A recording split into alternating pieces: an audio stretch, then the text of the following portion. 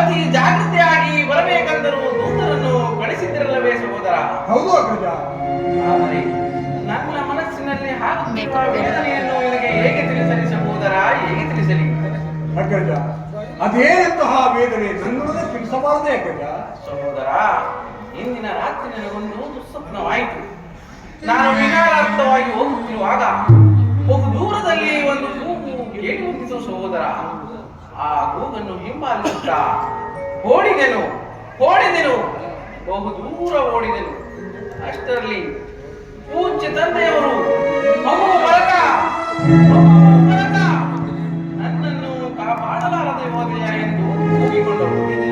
ಪೂಜ್ಯ ತಂದೆಯನ್ನು ಕಾಪಾಡಬೇಕೆಂದು ಆ ಕೂಗನ್ನು ಹಿಂಬಾಲಿಸುತ್ತಾ ಓಡಿದೆನು ಸಹೋದರ, ಓಡಿದೆನು. ಅಷ್ಟರಲ್ಲಿ ಪೂಜ್ಯ ತಂದೆಯವರು ಕಣ್ಮರೆಯಾದರು. ನಂತರ ಎಚ್ಚರವಾಯಿತು. ಎಂದು ನೋಡಿದರೆ ಎಲ್ಲವೂ ಶೂನ್ಯ. ನನಗೆ ಏಕೆ ಹೀಗಾಯಿತು ಸಹೋದರ, ನನಗೆ ಏಕೆ ಹೀಗಾಯಿತು?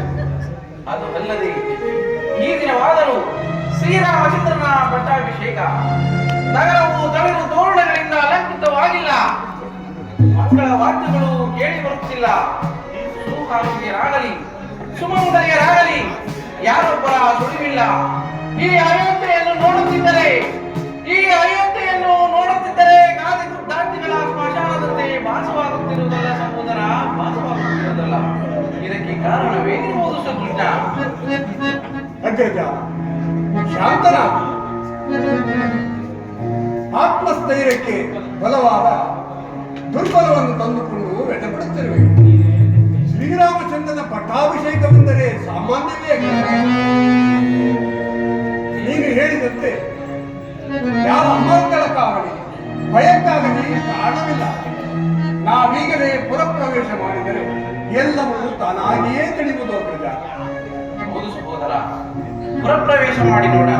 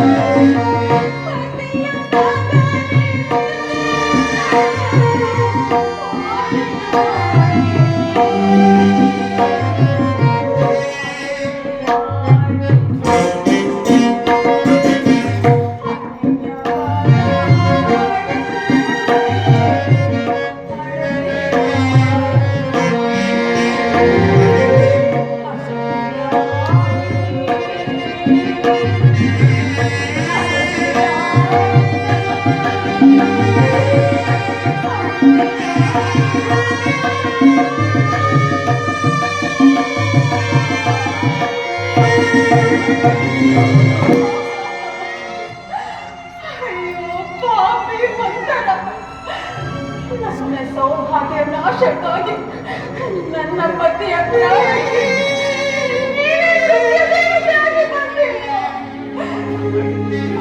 ನನಗೆ ಅಪಕೀರ್ತಿಗೆ ಗುರಿಯಾದ ಒಂದು ಮಾತರಿಂದ ಕಿರಿಕಿರಿತನಾದೆ. ಈ ದಾರಿಯಲ್ಲಿ ನಾನು ಜೀವಿಸಲೇ, ನಾನು ಜೀವಿಸಲೇ.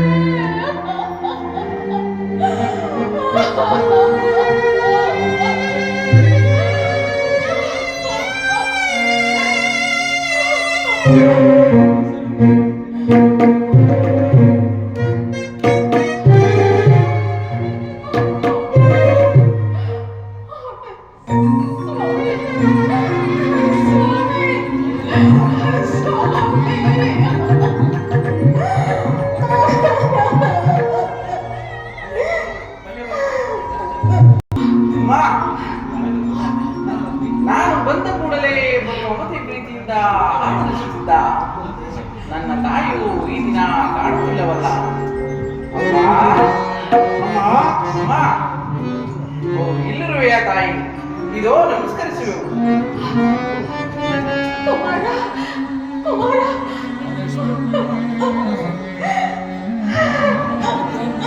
ಏನಮ್ಮ ಇದು? ಏನಮ್ಮ ಇದು? ನಿನ್ನ ಮುಖವನ್ನು ನೋಡುತ್ತಿದ್ದರೆ, ನಿನ್ನ ಮುಖವನ್ನು ನೋಡುತ್ತಿದ್ದರೆ ಅಯೋಧ್ಯೆಯ ಕೀರ್ತಿಧ್ವಜವೇ ಮುಂದೆ ವಾಸವಾಗುತ್ತಿರುವುದಲ್ಲ ತಾಯಿ. ಎಲ್ಲಿ ತಾಯಿ? ಸದಾ ನಿನ್ನ ಮನಸ್ಸಿನಲ್ಲಿ ಇರುತ್ತಿದ್ದ ಜನಕನಲ್ಲಿ, ರಾಮ ಲಕ್ಷ್ಮಣರಲ್ಲಿ, ಎರಡನೇ ತಾಯಿ ಸೀತಾಮಾತೆಯಲ್ಲಿ. ಜನಕರಲ್ಲಿ ತಾಯಿ ಕುಮಾರ, ನಿಮ್ಮ ತಂದೆಯವರು ಮರಣ ಹೊಂದಿದ್ದಾರೆ.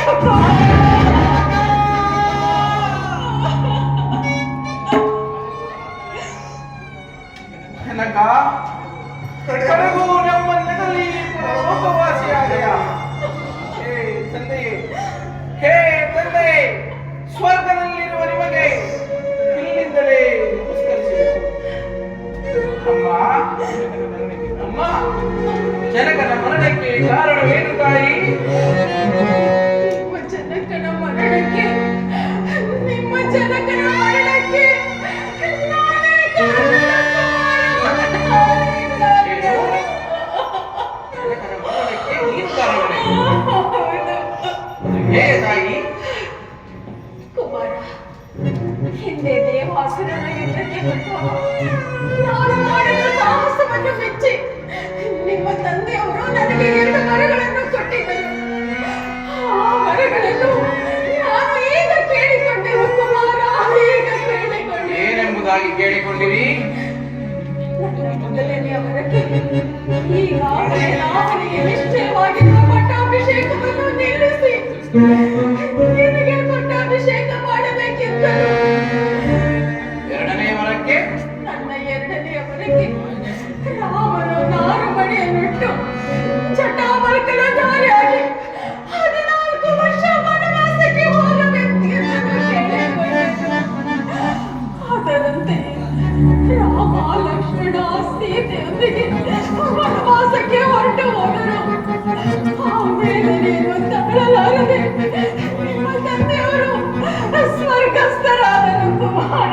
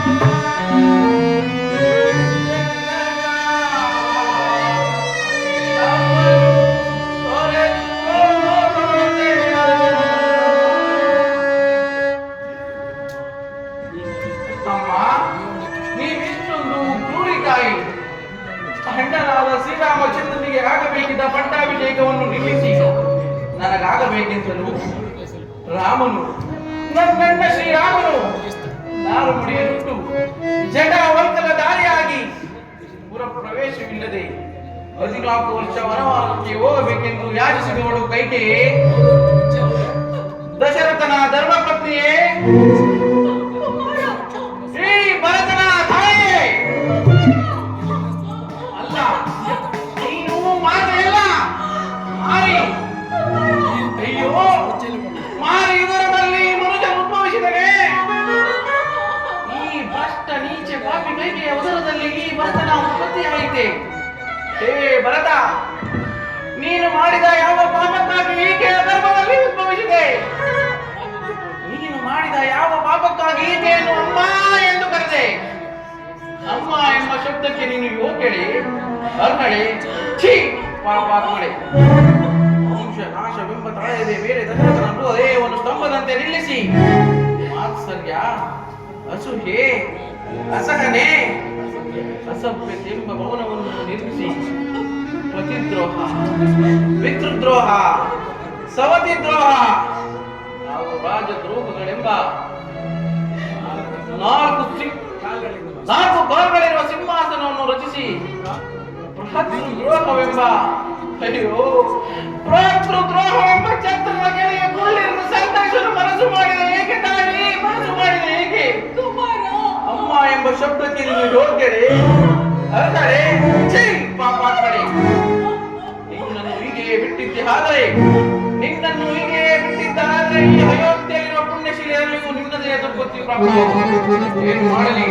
ಏನು ಮಾಡಲಿ? ನನ್ನ ಶೇರನ್ನು ದಮನ ಮಾಡಿ ಪ್ರೋತ್ಸಾಹವೇ.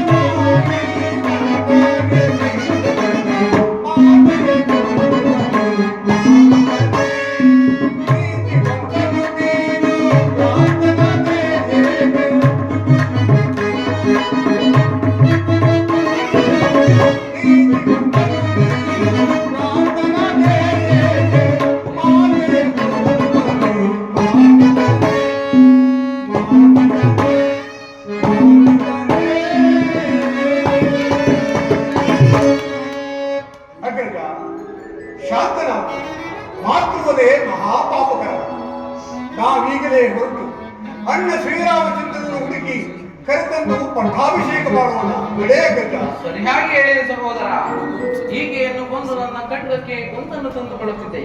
ನಡೆ ಸಹೋದರ, ಈ ಒಂದು ಕ್ಷಣವೂ ನಿಲ್ಲುವುದು ಬೇಡ.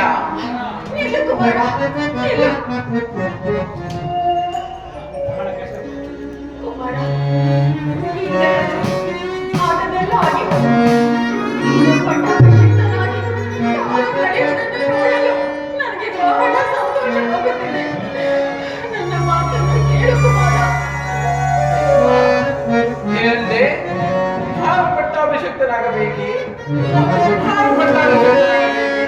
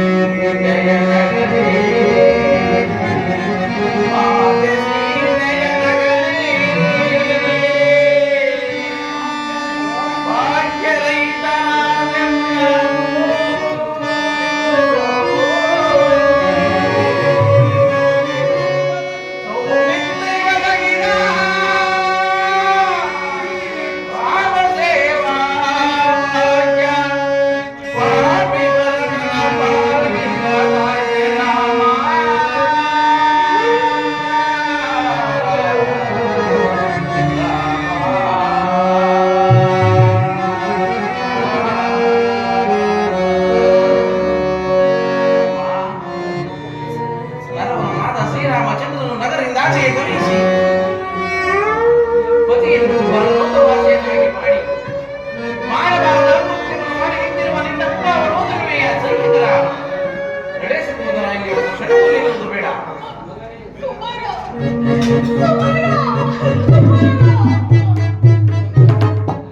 ಅಯ್ಯೋ ಪಾಪಿ ಮಂತನು ಕೇಳಿ ನನ್ನ ಜೀವನವೇ ಸರ್ವನಾಶವಾಗಿ ಹೋಯಿತೆ.